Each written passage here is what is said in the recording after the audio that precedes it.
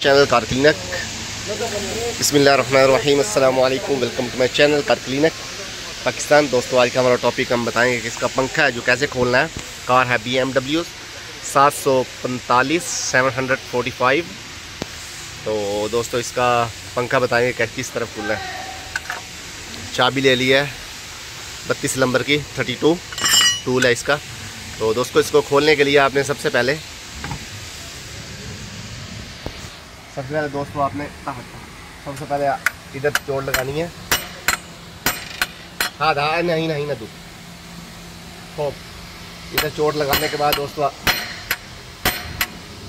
बस ये दोस्तों जिस तरफ टाइट होगा पंखा इस तरफ क्यों है पंखा हो विधि है ना तू पंखा।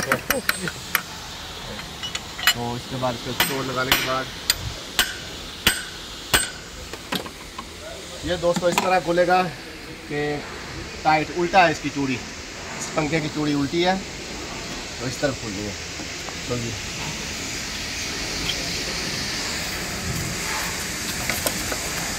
तो दोस्तों कार है BMW 745 745।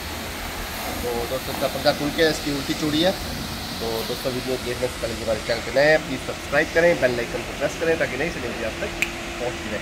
Subscribe channel, like share comment come on guys.